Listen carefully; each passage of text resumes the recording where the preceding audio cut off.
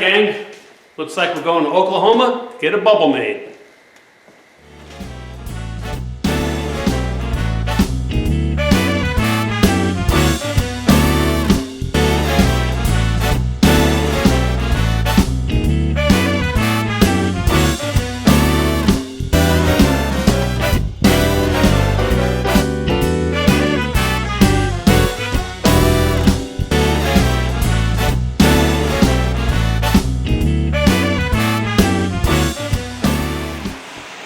Alright gang, I'm in Oklahoma City now, all the way from Kansas City. Two cities, the tale of two cities right now. And I'm at Beatnik Plastics. And what I really need is a big, thick John Wayne black coffee. But what we're going to do now is we're going to go on inside, we're going to meet Frankie, and we'll unload out of my truck the bubble form, and we're going to get this done.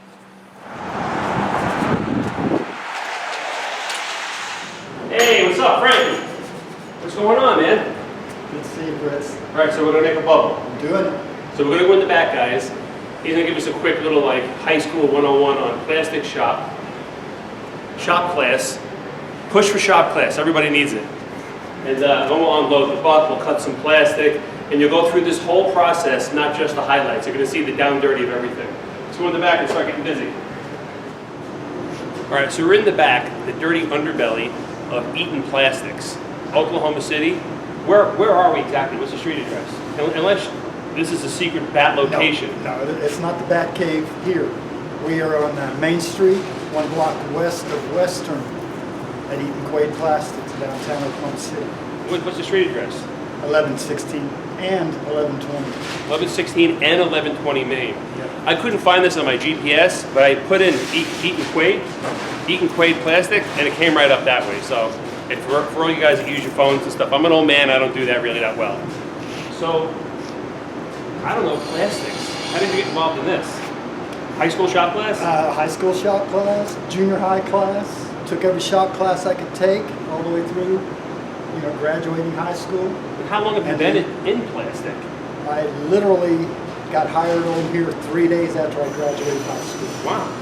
In 1984. Wow. 84, so you're younger than me. A little bit. That's too shabby. This is like a super huge facility. Do you like bubble tops? You have a lot of idiots besides famous people? Yeah. But, because I know you have a project you can't discuss. We discussed a lot of it. But you have a lot of people like me that just show up. Guys are just backyard guys. And that's most of our bread and butter.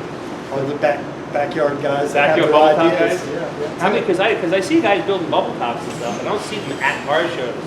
I know you said you had a friend that did like a Batmobile knockoff kind of a deal. I've got a couple of friends here in Oklahoma City, yeah. Huh. So really Oklahoma and like, Kansas is the bubble top center of the universe. It's an Okie thing, yeah. It's an Okie thing, yeah. Because Darryl Starbird's museum is in Afton, Oklahoma, and if you ever drive, it's like the Monkey Island area, you have to stop. There's billboards on I-44, but you have to stop there. It's a great place to go. There's bubble tops galore if you're into the 60 show rod stuff. But go figure, a thing that kind of got its start in California, the Midwest is where custom car stuff happens. I'm telling you because I'm here. I see guys literally, they drive old cars and trucks like they're just everyday civilian vehicles. That's what's so great. That's why I moved out here. It's great. So I guess we're gonna go make a bubble now, right? Let's do it. So we gotta go to the other side, the other half of the shop? Let's go to the dark side where the oven's at and get it blown. Let's go make it.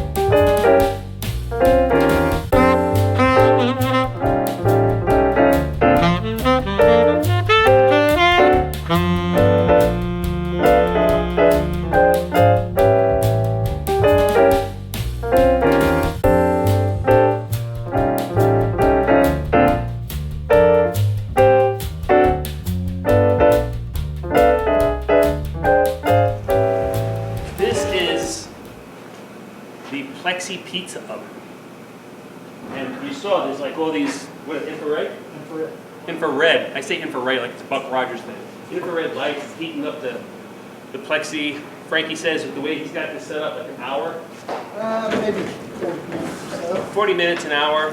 Then you turn it over and baste it on the other side. Add some extra sauce, maybe some cheese, maybe some provolone and some black olives, and you're all right.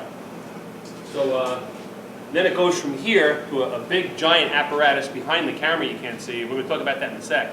So while this sets up, I'm probably going to be very concerned with finding coffee somewhere. And we're going to talk to Frankie about the setting up the mold in the machine and everything. But is there anything we should know about heating up plexiglass? It's a animated process that you literally have to be totally in tune with the plastic as it goes. Because once it gets hot enough, as a lot of people find out the hard way, you only have a few seconds to do whatever you're going to do to it. I remember you saying, like, from here to that giant apparatus, we have like a 15-second window. You have the most, 20 seconds. It's just going to happen like this. Yes, it needs to happen that fast. Huh. Or we're back in the oven for another hour. Wow. So, yeah. And that's why it's so expensive to make these. Yes. Very expensive.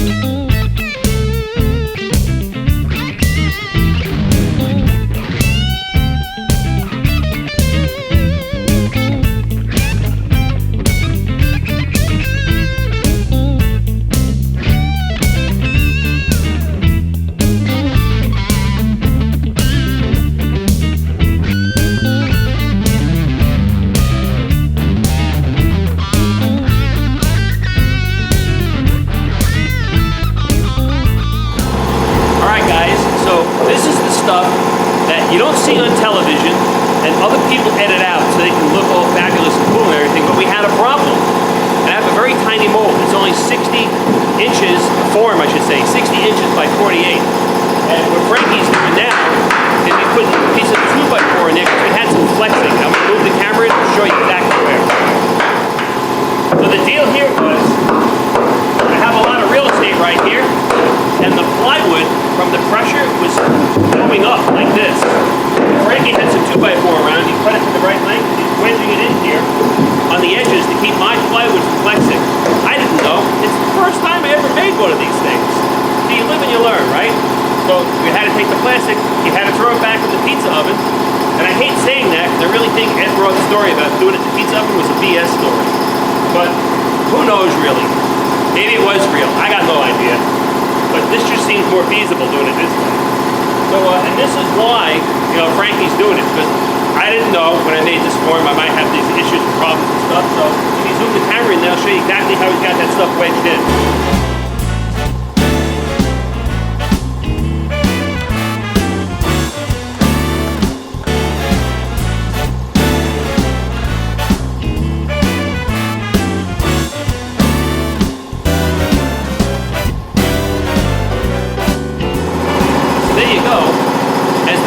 Saying goes, who happens? So Frankie's got extra 2x4s wedged in there, like that, and we're gonna try it again.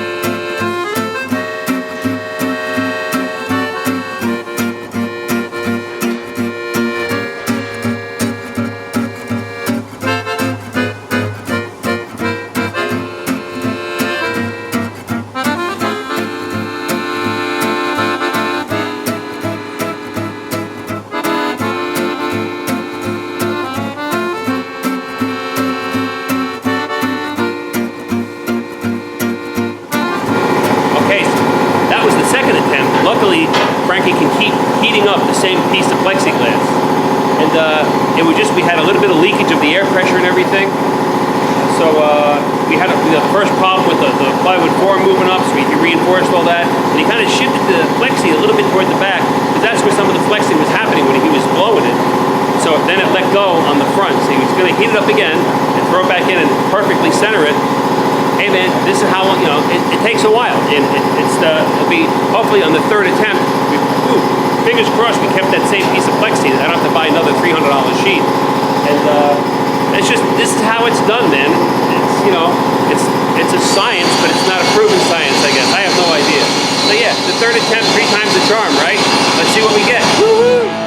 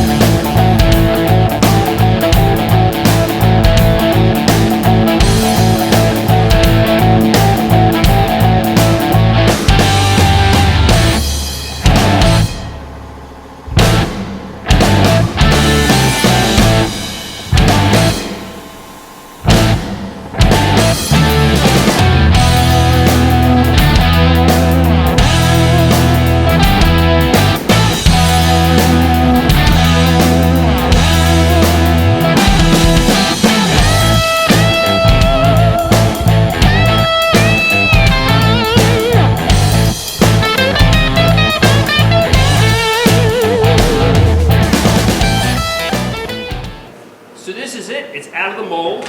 It's cool to the touch. It's like Jiffy Pop magic. And 3-time try. Frankie's not happy to hear about that. But hey, shit, you know, shit happens, and it's just the nature of the game. So either way, same piece of plastic. And this is something you guys didn't get to see. Even though it was distorted from blowing it, and Frankie brings it back and heats it up again, it lays right back down, becomes moldable again, and he throws the pizza back in the oven and gives it another whack. So it's like, it's magic, man. So how you feeling about this? I'm happy with it. I'm happy with it. Yeah. Any bubble that I don't burn is a good bubble. So it's just like, I am amazed, because I've never had a bubble blow, and this is a totally new experience to me. So I'm just like, I'm still like in a little in shock at how cool it is.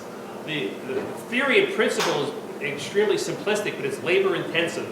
And that's why your bubbles are going to cost you. Because if this did pop or crack or do whatever they do, you got to go for another sheet of plexi and so on and so forth. And then that might take 3 times, and you got your hourly rate. So that's why when a lot of guys had messaged me and on Facebook and stuff, they were like, "Oh, you're going to make the bubble yourself?" I'm like, "No, I'm going to go to the guy. The guy, he knows what he's doing. I don't know what I'm doing."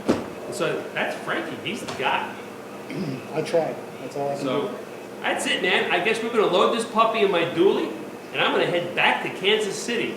So thanks for watching, and don't forget, follow me on, subscribe. I'm sorry, you are following me. Subscribe to YouTube and all that happy nonsense. Become a Patreon member. Check out my website, spritzbyfritz.com. Does Eaton Plastics have a website? Eaton Quaid sure does. Eaton Quaid Plastics. .com? .com. EatonQuaidPlastics.com. I will post all of this so you guys can pause the video at home and write the information down in case you want to go through the process of having a bubble blown. So that's it. Thanks for watching, guys. I'll catch you next time.